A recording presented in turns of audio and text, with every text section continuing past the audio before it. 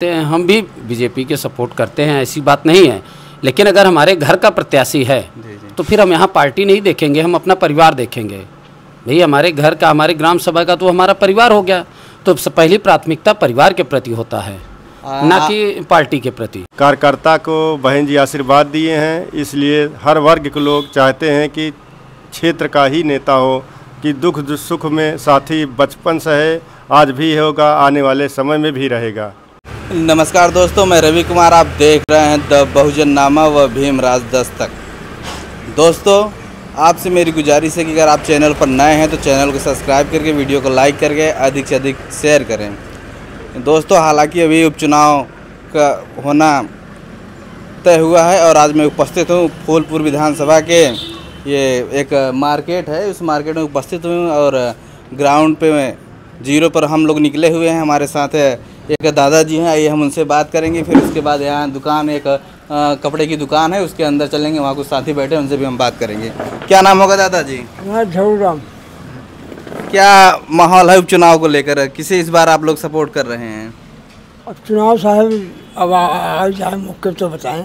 अभी तो सपा और भाजपा या बहुजन समाज पार्टी के देखा जाए तो एक ही पार्टी है बीएसपी, जिन्होंने अपना प्रत्याशी घोषित किया है।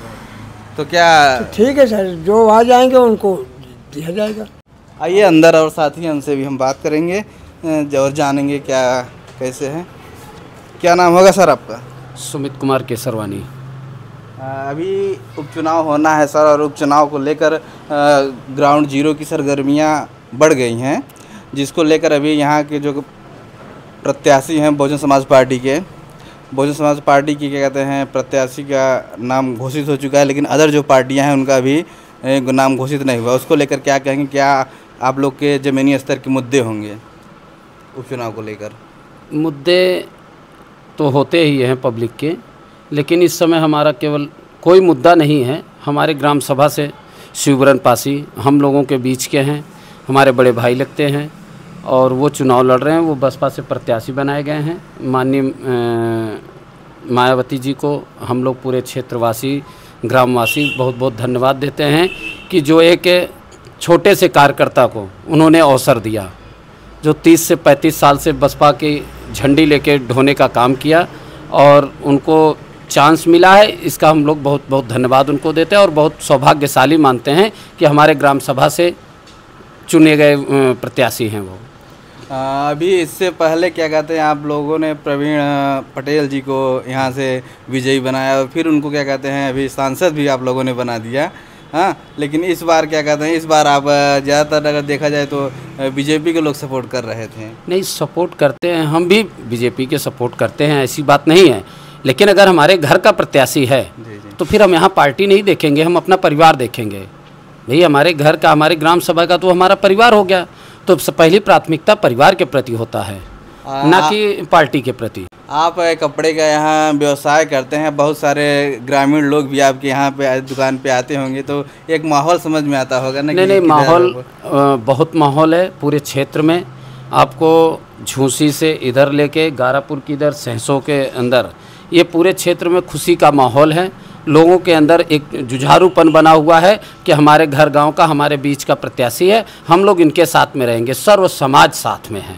अभी आप क्या कहते हैं ये कि युवा हैं, और कुछ दिन पहले आज़ाद समाज पार्टी के राष्ट्रीय अध्यक्ष चंद्रशेखर आज़ाद जी भी यहाँ आए युवाओं को जोड़ने के लिए, वो भी अपना प्रत्याशी यहाँ से उतार रहे हैं। उसको आप किस नज़रिए से देखते हैं? नहीं, वो उनका काम है, वो कर रहे हैं, लेकिन हमने आपको पहले भी बताया कि हमारी पहली प्राथमिकता परिवार के प्रति है। गांव का प्रत्याशी है, कास्ट हमको नहीं देखना है, किस कास्ट से वो बिलोंग करते हैं, हम उनके साथ जुड़े हुए, मेरे परिवार का है, हम परिवार के साथ हैं। आगे भविष्य में चुनाव आएगा, उसमें क्या कंडीशन, टर्म कंडीशन हमारी बनेगी, वो एक अलग विषय है, लेकिन आज तो हमारा प्रत्याशी हमारे घर का है और ये पूरा माहौल पूरे क्षेत्र में है। हर अदर कोई भी कास्ट का व्यक्ति, सबके दिमाग में है कि मेरे घर का प्रत्याशी है और कंधे से कंधा मिला के उनके साथ में है, हर तरीके से तन मन धन सब समर्पित है उनके प्रति। समाजवादी पार्टी ने क्या कहते हैं फूलपुर उपचुनाव को लेकर यहाँ का जो प्रभारी क्या कहते हैं इंद्रजीत सरोज जी को बनाया है, मंत्री जी को, और भाजपा के प्रभारी क्या कहते हैं केशव प्रसाद मौर्य जी को यहाँ बनाया गया है। तो आप किस नज़र से देखते हैं, क्या बीएसपी के प्रत्याशी जो हैं या बहन जी क्या उन लोगों को टक्कर दे पाएंगी? बिल्कुल देंगे। टक्कर कोई प्रत्याशी नहीं देता है, मतदाता टक्कर दिलाता है। मतदाता ने सपा की भी सरकार लाई, भाजपा का दोबारा रिपीट किया है, और मतदाता जो है फिर बसपा के साथ में अगर लगेगा तो बसपा की भी रिपीट होगी, सरकार बनेगी। मतदाता लाता है, प्रत्याशी नहीं ला पाते। सरकार कोई नहीं, मतदाता जिसको चाहेगी वही सरकार बनाएगा। आप व्यापारी हैं, व्यापार भी आप करते हैं और एक व्यापार मंडल का एक प्रतिनिधित्व भी होता है, आप शायद उससे जुड़े भी होंगे। तो क्या मतलब कि जो हमारे इस क्षेत्र के फूलपुर विधानसभा के जो व्यापारी लोग हैं, जो उनका संगठन है, पूरा सपोर्ट है किसको क्या? नहीं, बिल्कुल सपोर्ट है। मैं व्यापार मंडल, अखिल भारतीय उद्योग व्यापार मंडल का गंगापार जिला कोषाध्यक्ष हूँ जी, और जिला कोषाध्यक्ष हूँ, और गंगापार में सभी मार्केटों में हमारा संगठन है। और मैं जब से ये हमारे शिवबरन पासी जी प्रत्याशी घोषित हुए हैं, तब से मैं वर्क कर रहा हूँ अपने व्यापार मंडल के व्यापारियों के बीच में।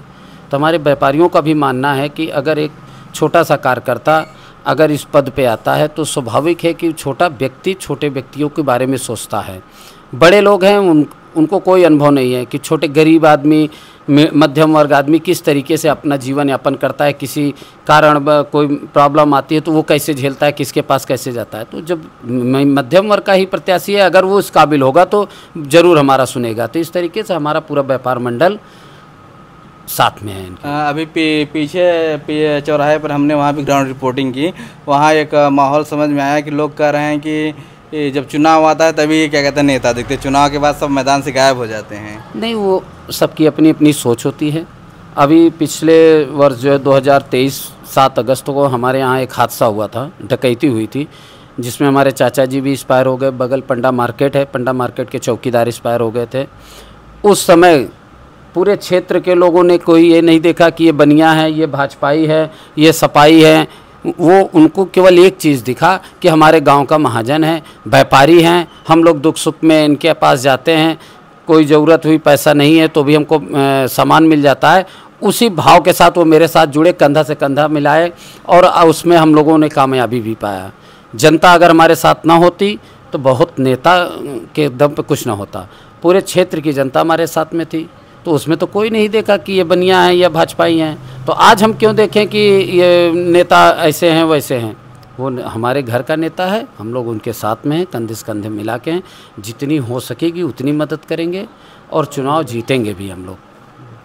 आइए यहाँ एक साथी हैं, उनसे भी जानेंगे। क्या नाम होगा सर आपका? राम बदन सिंह।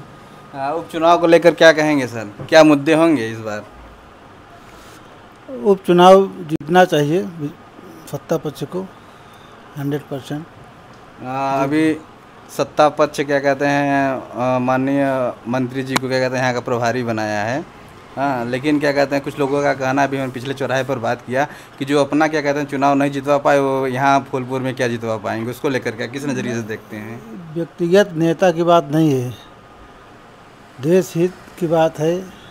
देश हित की जहाँ बात है वहाँ जो है व्यक्तिगत हित कुछ नहीं मानना। हाँ, अभी देश हित की बात कर रहे हैं आप। देश में क्या कहते हैं आए दिन लगातार बलात्कार हो रहे हैं, हत्याएं हो रही हैं, उसको लेकर आप क्या कहेंगे? नहीं, पिछले सरकारों से तो ठीक है, हर प्रकार से धर्म सुरक्षा है, प्रदेश सुरक्षा है।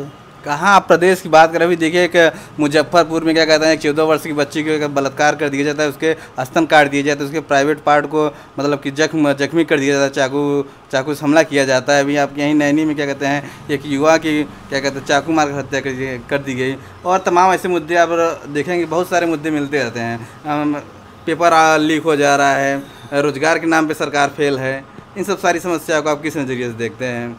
तो कार्रवाई तो हो रही है, मान लीजिए किसी कहीं कुछ हो रहा है, इसके खिलाफ कार्रवाई तुरंत एक्शन तो हो रहा है। अभी कोलकाता में एक डॉक्टर क्या कहते हैं बहन की रेप कर दी जाती है हॉस्पिटल में, उसको लेकर क्या कहते हैं हॉस्पिटल में क्या कहते हैं लोग, डॉक्टर जो कि भगवान का रूप होते हैं वो भी धरने पर बैठे हैं, कोई कार्रवाई नहीं हो रही।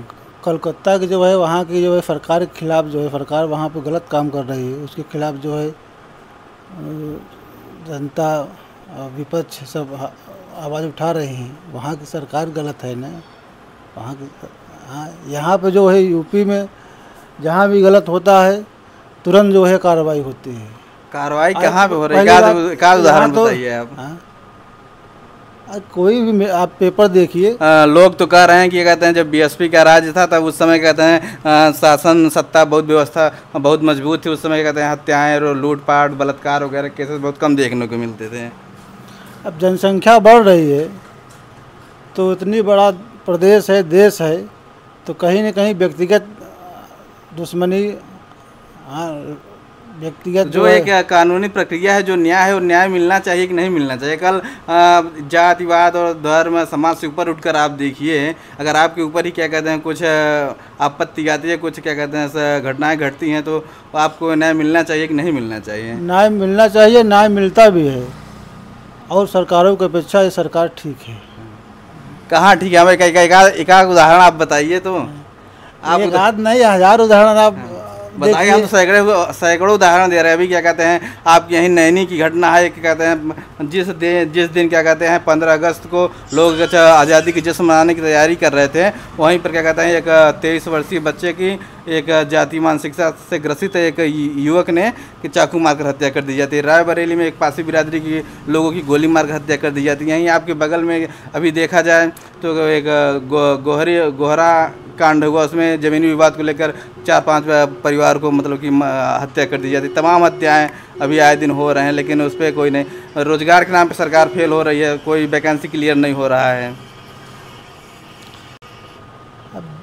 और सरकारों की अपेक्षा जो है सरकार अच्छा काम कर रही है। चलिए देखिए अब इनका क्या कहना है, आप लोग वीडियो में कमेंट में बताइए। आइए एक साथी और हैं, उनसे भी हम जानेंगे। क्या नाम होगा सर आपका? राजेश कुमार सर।